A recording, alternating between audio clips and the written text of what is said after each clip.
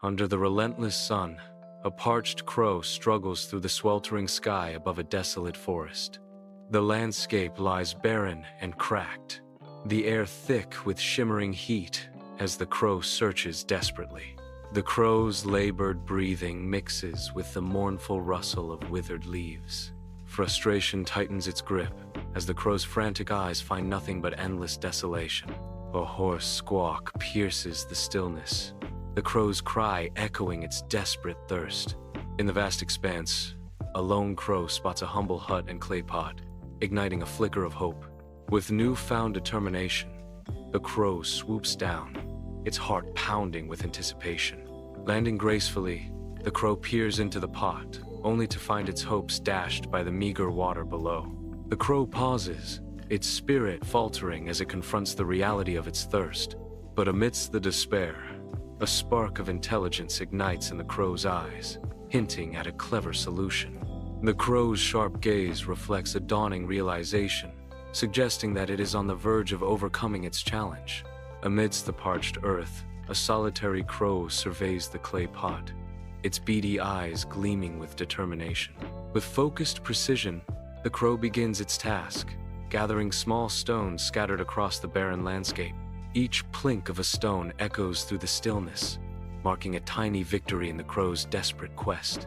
Slowly, agonizingly, the water level rises, a testament to the crow's unwavering persistence. Triumphant, the crow dips its beak into the life-giving water, quenching its thirst with grateful abandon. Refreshed and renewed, the crow spreads its wings and soars into the sky, leaving behind the desolate forest. In the heart of the great green-leaf jungle, where tall trees touched the sky and rivers sang like music, lived a curious little monkey named Tiko. Tiko loved swinging from vines, playing tricks, and exploring hidden corners of the jungle. But more than anything, he dreamed of becoming a great explorer like the ones he had heard about in the elder monkey's stories. One bright morning, Tiko climbed to the tallest tree and spotted something strange in the distance, a golden light glowing deep inside the forbidden cave. His eyes sparkled. An adventure. I must find out what that is. Gathering the team, Tiko knew he couldn't go alone. So, he gathered his closest friends. Luma, a wise young elephant with strong tusks and a big heart. Ravi, a playful parrot who could mimic any sound and always warned of danger from above. Kira, a swift cheetah who loved racing the wind. Friends, Tiko announced proudly. Today, we begin our greatest adventure into the Forbidden Cave. The animals gasped, for it was said that no one who entered the cave had ever returned. But Tiko's excitement was contagious, and soon they all agreed. The jungle challenges. Their journey wasn't easy. The jungle tested them at every step. First, they reached the River of Whispers, where the water swirled angrily. "We can't swim across," said Kira nervously. But Luma, the elephant, stepped forward. "Climb on my back," she said bravely. She waded through the rushing waters, keeping her friends safe. Next, they entered the thorny maze, a place of twisting vines and sharp thorns. "This is impossible," cried Ravi. But Tiko grinned. "Not for me." With his quick monkey hands, he tied the vines into knots and created a safe path for everyone. Finally, they reached the dark cliff, guarded by growling shadows. "Who dares enter?" boomed a voice. It was an old leopard, scarred but wise. "You may pass only if you prove your courage," he warned. The test of courage. The friends huddled together. "I'll do it," Kira said bravely. She stepped forward and offered the leopard some food she had carried, showing respect instead of fear. The leopard's eyes softened. "You have shown kindness and courage. Go on, little ones." The forbidden cave inside the cave, golden light danced on the walls. At the center stood a glowing crystal of harmony, surrounded by jungle paintings of animals working together. "This crystal is the heart of the jungle," whispered Luma. "It shines when there is friendship, and it fades when there is selfishness." As the friends touched the crystal together, it glowed brighter than ever, filling the cave with warmth and magic. Suddenly, the jungle outside came alive with new energy trees grew taller, rivers sparkled, and animals all around felt joy. Return as heroes. When Tiko, Luma, Ravi, and Kira returned, the jungle animals cheered for them.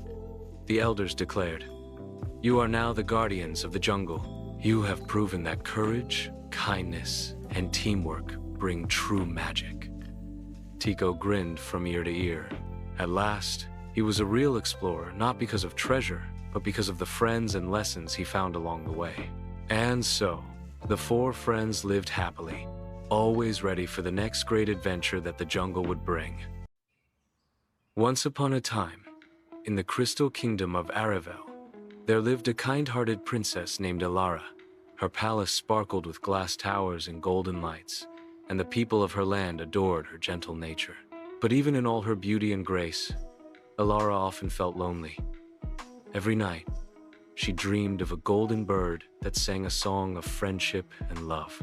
She wondered if the bird was trying to tell her something, or if perhaps it was guiding her towards someone she had yet to meet. Far away, across mountains and rivers, lived Prince Adrian. A brave young prince with a heart as noble as his sword was strong. One stormy evening, Adrian was lost in the enchanted forest. His horse wandered off the path, and just as fear began to take hold, a familiar sound lifted the darkness, the sweet song of a golden bird. The bird fluttered its glowing wings, and Adrian followed it. Step by step, it led him through the twisting forest, across a silver bridge, and finally, to the gates of Aravel. In the moonlit garden of the palace, Princess Elara was walking among the roses when the golden bird landed upon her shoulder, and behind it stepped Prince Adrian. Their eyes met, filled with surprise and wonder. "You followed the golden bird too?" Elara asked softly. "Yes," Adrian replied, bowing respectfully. "It has been guiding me since I lost my way. I think it brought me here for a reason." They sat beneath the glowing trees, talking until the stars faded into dawn.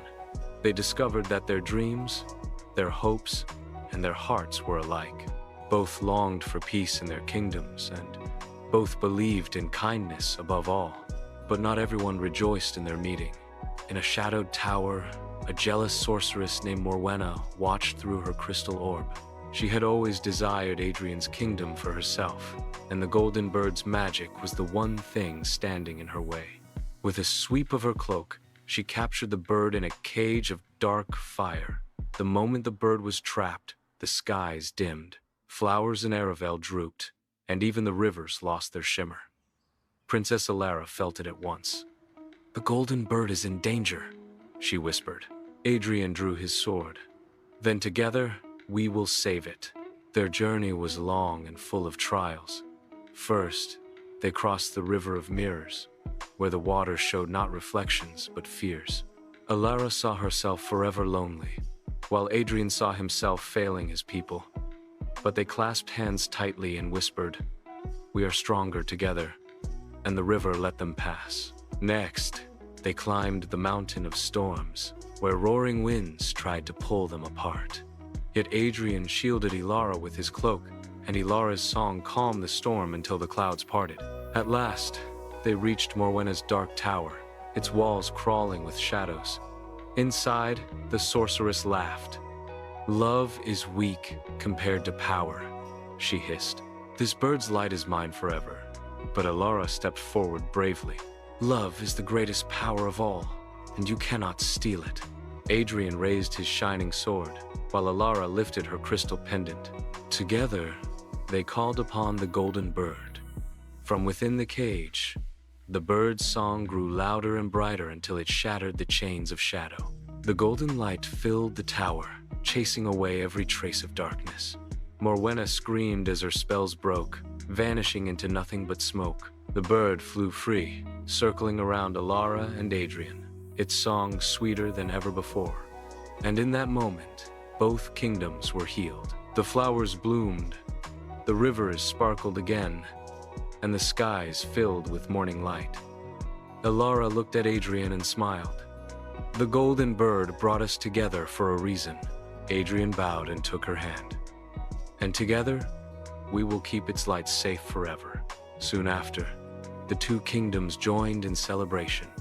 Princess Elara and Prince Adrian were crowned side by side, rulers not only of their lands but of their people's hearts. The golden bird remained by their side, singing songs of hope, peace, and everlasting love. And so, they lived happily ever after, united by courage, kindness, and the strongest magic of all, love and friendship. Once upon a time, in the shining kingdom of Lunaria, there lived a gentle and kind princess named Aria. She was loved by her people, not only because she was beautiful, but because she had a brave heart and always cared for everyone in the land. Every morning, Princess Aria would walk through the royal gardens, talking to the flowers, feeding the doves, and listening to the whispers of the wind. But one morning, something strange caught her eye. Beneath a silver rose bush hidden under soft petals, she saw a faint glow. Curious, she knelt down and uncovered an ancient crystal staff.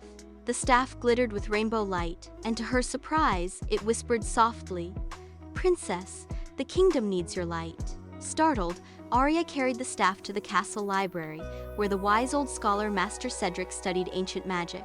"This," he said, adjusting his spectacles, "is the legendary Staff of Light, once held by the first queen of Lunaria. It holds the power to protect our land. But remember, Princess, the staff's true strength does not come from magic alone. It comes from kindness and courage." That very evening, a terrible shadow spread across the skies. The evil sorcerer Malcor rose from the mountains, wielding a staff of black fire. "Lunaria will fall," he thundered. With one strike, he covered the kingdom in endless night. The sun disappeared, the rivers grew dark, and flowers wilted in fear. The people rushed to the palace gates, frightened. Princess Aria stepped onto the balcony, holding the glowing staff. "Do not be afraid," she called. "I will bring back the light." With her loyal unicorn Starfall, whose mane shone like starlight, Aria rode into the Forest of Echoes, the first place Malcor's shadows had touched. The trees whispered haunting voices. "You are too weak. You will fail. Turn back." But Aria gripped her staff. "I am not afraid," she said. The crystal lit up, casting a circle of light that silenced the voices. Starfall neighed proudly, and together they pressed on. At the forest's edge lay a broken bridge across a deep canyon. Shadow creatures with glowing red eyes blocked the way. Starfall trembled, his hooves skidding back. Aria raised her staff. "Kindness is stronger than fear." She struck the ground, and the staff released a rainbow path across the canyon. The shadows hissed and vanished into mist, unable to fight against her courage. At last, they reached the Mountain of Fire, where Malcor's dark magic burned strongest. Inside the cave, flames danced on black stone walls. Malcor appeared, tall and menacing. His eyes glowed with fire. "You think a child with a stick can defeat me?" he mocked. "This is no ordinary stick," Aria said firmly. "This is the Staff of Light, and it carries the hope of my people." With a wave of his staff, Malcor hurled fireballs at her. Starfall shielded her, and Aria lifted her staff high. Golden beams of light clashed against Malcor's flames, filling the cave with sparks of shadow and light. The cave trembled as the staffs collided. Malcor shouted, "Darkness will always win," but Aria stood tall. "No, darkness cannot win where there is love." Her words filled the crystal staff with brilliant power. Light exploded from it, brighter than the sun, forming a rainbow beam that struck Malcor's dark staff. Crack! The dark staff shattered into pieces, and Malcor screamed as the shadows vanished, leaving only silence and peace. As Aria stepped out of the cave, the dark clouds above Lunaria broke apart. Sunlight poured down, rivers sparkled again, and flowers bloomed brighter than ever. The people cheered as their princess returned, riding Starfall with the staff glowing gently in her hand. In the palace, Aria placed the magical staff in the Hall of Queens, where it would rest until Lunaria truly needed it again. From that day on, the people of Lunaria remembered. True power does not come from magic or weapons. It comes from kindness, bravery, and believing in yourself. And so, Princess Aria lived happily ever after, protecting her kingdom with love, courage, and light. Once upon a time, in a quiet little village, there lived a sweet young girl everyone called Little Red Riding Hood. She always wore a bright red cloak with a hood, lovingly sewn by her grandmother. One sunny morning, her mother said, "Grandma isn't feeling well today. Please take this basket of fresh bread, honey, and warm soup to her. But remember, my dear, stay on the path and don't talk to strangers." Little Red Riding Hood nodded cheerfully and set off through the forest. In the forest, birds chirped, squirrels scampered, and Little Red Riding Hood hummed a happy tune. But soon, a sly gray wolf stepped onto the path. "Good morning, little girl," the wolf said with a fake smile. "Where are you going?" "To my grandmother's cottage, deep in the woods," she replied innocently. The wolf's eyes glimmered with a cunning idea. He thought, "If I hurry, I can reach Grandma's house first." So, pretending to be polite, he said, "What lovely flowers grow here. Why not pick some for your grandmother?" Little Red Riding Hood smiled at the thought and stopped to gather a colorful bouquet. Meanwhile, the wolf raced down the path faster than the wind. At Grandma's house, the wolf knocked gently on the door. "Who is it?" called Grandma weakly. "It's me, Little Red Riding Hood," the wolf said, disguising his voice. But Grandma wasn't fooled. Her heart told her something was wrong. Quick as a flash, she climbed into a closet to hide. The wolf entered, finding the house empty. But he was clever. He put on Grandma's bonnet, glasses, and shawl, then tucked himself into her bed. Soon after, Little Red Riding Hood arrived, holding her basket and flowers. "Grandma, are you awake?" she asked, stepping inside. "Yes, my dear," the wolf croaked, trying to sound gentle. Little Red Riding Hood came closer. Something seemed strange. "Grandma, what big eyes you have!" "All the better to see you with, my dear," the wolf answered. "Grandma, what big ears you have!" "All the better to hear you with." "Grandma, what big teeth you have!" The wolf leaped from the bed, growling. "All the better to eat you with." But just then, bang, thud, crash. Grandma burst from the closet with a broom and shouted, "Not in my house!" Startled, the wolf stumbled backward. Just then, a kind woodcutter passing by heard the noise, rushed in, and chased the wolf far into the forest. The wolf never dared to bother them again. Little Red Riding Hood hugged her grandmother tightly. "Oh, Grandma, I should have listened and stayed on the path." Grandma smiled and kissed her forehead. "You're safe, my dear. That's what matters. And now, let's enjoy some warm soup together." And from that day on, Little Red Riding Hood always remembered. Listen to your parents, stay safe, and be careful with strangers. And they all lived happily ever after. In that dream world, Leora met Prince Adrian, a gentle prince who rode a snow-white horse. He bowed and said, "I have been searching for the chosen one, the girl who can become the fairy of dreams. You are the one." He explained that people across the lands had lost hope, children forgot to smile. Old men feared the future, and dreamers had stopped believing. Only someone pure of heart could bring their dreams back. But before she could become a fairy, Leora had to pass 3 trials in the dream world. The trial of kindness.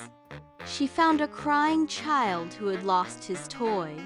Instead of searching for her own way, she spent her time comforting him, proving her gentle heart. The trial of courage. A dark shadow appeared in the orchard, whispering fears into her ears. But she stood tall and said, "Dreams are stronger than fear." The shadow disappeared. The trial of hope. She saw her old parents looking tired and worried. She hugged them and whispered, "One day I will bring you peace." The trial vanished, leaving only starlight. At the end of the trials, the prince touched her hand and said, "Leora, you are ready."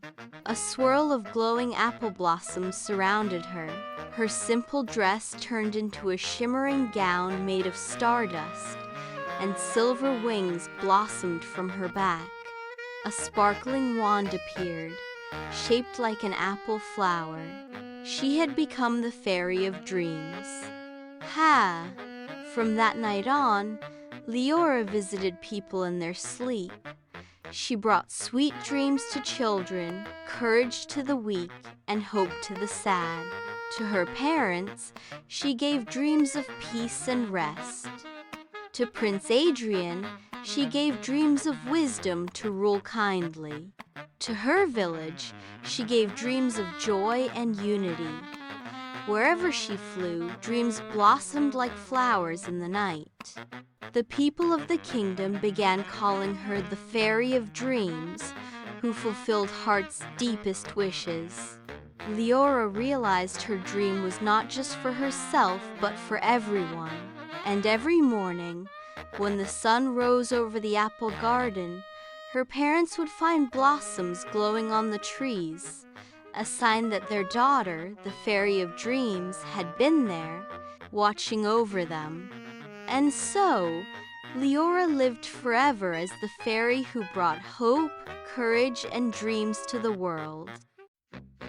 Once upon a time, in a quiet little village, there was a secret garden that only appeared at night. The garden didn't grow ordinary flowers, it blossomed with glowing moonflowers, twinkling star roses, and soft, shimmery clouds that floated just above the ground. No one in the village had ever seen it, except for one kind little girl named Lila. One night, while everyone was fast asleep, Lila heard a gentle humming outside her window.